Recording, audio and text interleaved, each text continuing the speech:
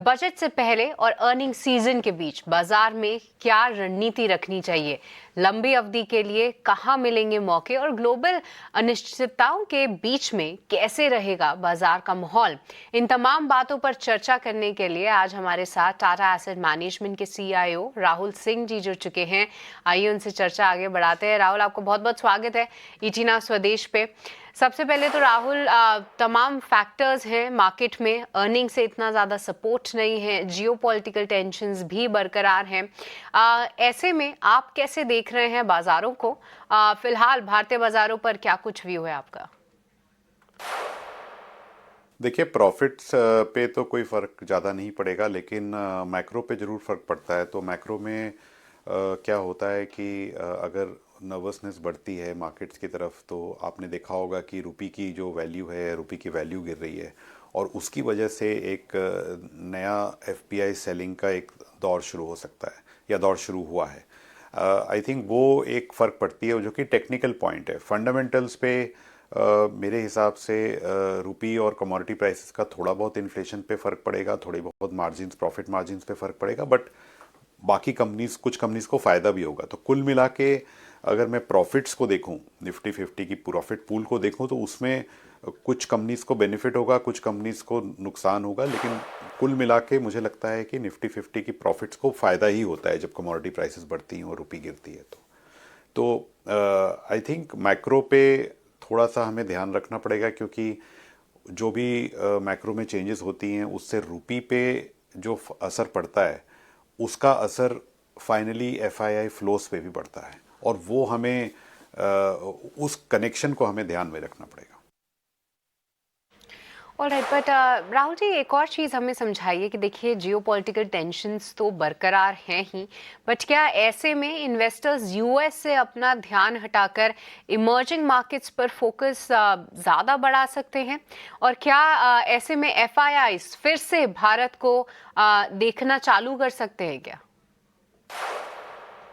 ये बहुत ही अच्छा सवाल है, क्योंकि पिछले 10 सालों में 2025 तक यूएस मार्केट ने सारे इमर्जिंग मार्केट्स को बीट किया है और उनका रिटर्न काफ़ी अच्छा रहा है। इंडिया को छोड़ के बाकी इमर्जिंग मार्केट्स में काफ़ी रिटर्न की प्रॉब्लम हुई है, और ये मुझे लगता है कि ये पीरियड जो है ये ख़त्म हो रहा है, क्योंकि एक तो यूएस डॉलर पे लोगों को डाउट है, दूसरा जो चाइना, कोरिया, ताइवान टाइप की जो बड़ी इमर्जिंग मार्केट्स हैं इंडिया के अलावा, वहाँ पे हमें वैल्यूएशन का सपोर्ट है, और वहाँ पे हमें ये भी दिखने में आ रहा है कि इकॉनमी में सपोर्ट आ रही है, चाइना में स्पेशली। तो इमर्जिंग मार्केट्स की तरफ से की तरफ फ्लोज आएंगे, ये तो ये तो एक तय चीज़ है, और ये हो सकता है 3 महीने में नहीं दिखे, हो सकता है 1 महीने में नहीं दिखे, लेकिन अगर ये मैं 3 से 5 साल का व्यू लूँ, तो ये एक अभी ट्रेंड जो है शुरू हुआ है, अभी जस्ट शुरू हुआ है, और ये जब शुरू होता है तो ये करीब 3 से 5 साल चलता है, और ये अगर होगा तो चाइना, कोरिया, ताइवान में शायद इनिशियली ज़्यादा पैसा जाए, इंडिया में कम आए, लेकिन इसकी वजह से जो इंडिया में जो सेलिंग आ रही थी वो शायद थोड़ी कम हो सकती है इनिशियली, बिकॉज अगर रिडेम्पशंस आते हैं इमर्जिंग मार्केट्स फंड में, तो आप सारे मार्केट्स में आपको प्रॉफिट बुक करना पड़ता है या बेचना पड़ता है, या अगर आपको चाइना लेना है तो आप इंडिया के अपने एक्सपोजर को कम करके चाइना खरीदेंगे। लेकिन अगर इन्फ्लोज आती हैं फंड में, तो उसका हिस्सा थोड़ा थोड़ा सबको मिलेगा। शायद इनिशियली, जैसा मैंने बोले, इंडिया को कम मिले, बट फिर भी मिलेगा। तो ये मुझे लगता है ये प्रोसेस अभी शुरू हो रहा है। तो ये शॉर्ट टर्म में nervousness and short term volatility तो इक्विटी का एक हिस्सा ही है।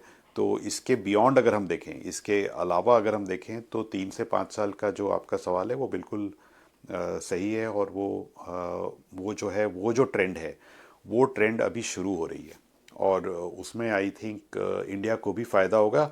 और फ़ायदा इसलिए भी होगा क्योंकि अब हमारी ग्रोथ भी थोड़ी रिकवर हो रही है। अगले साल हमारी निफ्टी की जो प्रॉफिट ग्रोथ एक्सपेक्टेशन है वो है करीब 15 से 17%, जबकि पिछले 2 साल में अगर मैं CAGR देखूं तो निफ्टी की प्रॉफिट ग्रोथ केवल 4 या 5% रही है। तो 4-5 से अगर आप 15 की तरफ जा रहे हैं, तो वो भी एक तरीके का एक आपको सपोर्ट बना सकता है वैल्यूएशंस पे। बिल्कुल बिल्कुल राहुल जी, इनफैक्ट ग्लोबल अनिश्चितताओं के बीच अगर इमर्जिंग मार्केट्स की तरफ दुनिया की नज़र मुड़ेगी तो फिर इंडिया को भी फायदा तो होता दिखेगा ही, लेकिन मूविंग अहेड फ्रॉम देयर बाजार को ट्रिगर की जरूरत है। और नेक्स्ट बिग ट्रिगर जो कि इनफैक्ट शुरू भी हो चुका है वो अर्निंग सीजन। क्वार्टरली अपडेट्स की जब बात करें, अर्निंग सीजन के किक स्टार्ट होने से ठीक पहले जो across the sector quarterly updates आ रहे थे, मिक्स्ड सेंटिमेंट्स ही वहां से भी मिल रहे थे। अब अर्निंग सीजन की शुरुआत हो चुकी है, अब तक जो नतीजे आए हैं उसे ध्यान में रखते हुए इस अर्निंग सीजन को आप कैसे देख रहे हैं? नहीं, ओवरऑल परफॉर्मेंस अभी तक तो ठीक ही आ रही है। जो रिजल्ट्स आ रही हैं उसमें या तो कंपनीज अपनी एक्सपेक्टेशन को मीट कर रहे हैं या उससे अच्छा कर रहे हैं। जैसे आपने देखा आईटी सर्विसेज सेक्टर में भी, जो कि बहुत हाई ग्रोथ जहां नहीं आ रही है, वहां पे भी एक्सपेक्टेशन से कुछ कुछ रिजल्ट्स बेटर आई हैं। बैंकिंग के रिजल्ट्स बेटर आई हैं, कंज्यूमर की कुछ रिजल्ट्स बेटर आ रही हैं। तो अगर बाय एंड लार्ज में देखूं तो रिजल्ट्स, जैसा मैंने बोला, या तो अपनी एक्सपेक्टेशंस को मीट कर रही हैं या उससे थोड़ी बेटर आ रही हैं। और इस क्वार्टर के आगे अगर हम देखें तो दो तीन चीज़ें अच्छी हो रही हैं, जो कि क्रेडिट ग्रोथ वापस आ रही है, इंटरेस्ट रेट मार्जिन प्रेशर कम रहेगा इंटरेस्ट रेट्स पे। दूसरी बात, कंजम्पशन रिवाइव हो रही है, कुछ कमोडिटी प्राइसेस बढ़ गई हैं। रुपी की वजह से भी, जो वीक रुपी होती है उसकी वजह से आप बिलीव नहीं करेंगे, लेकिन कुछ कंपनीज की अर्निंग्स बढ़ती है। तो सबको अगर मैं मिला के देखूँ तो कहीं ना कहीं मुझे ऐसा लगता है कि अगले साल की प्रॉफिट ग्रोथ 15 से 17% आने की उम्मीद और बढ़ गई है ये रिजल्ट्स के बाद। बिल्कुल। अच्छा, जब आपने प्रॉफिट ग्रोथ की बात की तो एक सेक्टर्स का भी एक अंदाज़ा लेना बड़ा ज़रूरी है। कौन से सेक्टर्स आप प्रेफर कर रहे हैं इस वक्त, अगर वैल्यूएशन के स्टैंड पॉइंट से देखें? क्योंकि वैल्यूएशन को लेकर लगातार बात होती रहती है कि हम महंगे हैं। तो इस वक्त अगर वैल्यूएशन को इंक्लूड करते हुए देखा जाए तो कौन से सेक्टर्स आपको अट्रैक्टिव लग रहे हैं?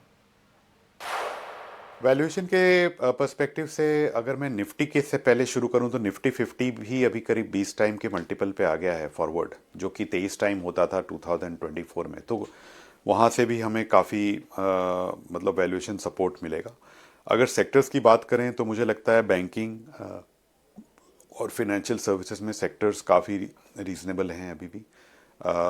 कुछ और सेक्टर्स में जैसे रियल एस्टेट में वैल्यूएशंस रीजनेबल हो गई हैं, और कुछ और सेक्टर्स जैसे कि मैं अगर देखूं कंज्यूमर में कुछ सेक्टर्स हैं, कुछ स्टॉक्स हैं जो कि थोड़े ज़्यादा रीजनेबल लग रहे हैं। जो हाई वैल्यूएशन सेक्टर्स होते थे जैसे मैन्युफैक्चरिंग, डिफेंस, कैपिटल गुड्स, वहाँ पे भी हमने देखा है कि वैल्यूएशंस काफ़ी 30-40% अपने पीक से गिर चुके हैं। तो एक तरह से मैं समझूंगा कि अक्रॉस द बोर्ड ही थोड़ा कंफर्ट है, लेकिन उसमें भी अगर मैं देखना चाहूँ तो मुझे लगता है banking, financial services, real estate में ज़्यादा कंफर्ट है आज के वैल्यूएशंस पे। बिल्कुल। तो बैंकिंग और फाइनेंस सेक्टर में बहुत ज़्यादा पॉजिटिव साउंड कर रहे हैं राहुल जी। राहुल सर, बहुत शुक्रिया जुड़ने के लिए ईटी नाउ स्वदेश पे और बताने के लिए तमाम सेक्टर्स के बारे में, मार्केट के बारे में और आपका आउटलुक समझाने के लिए बहुत शुक्रिया।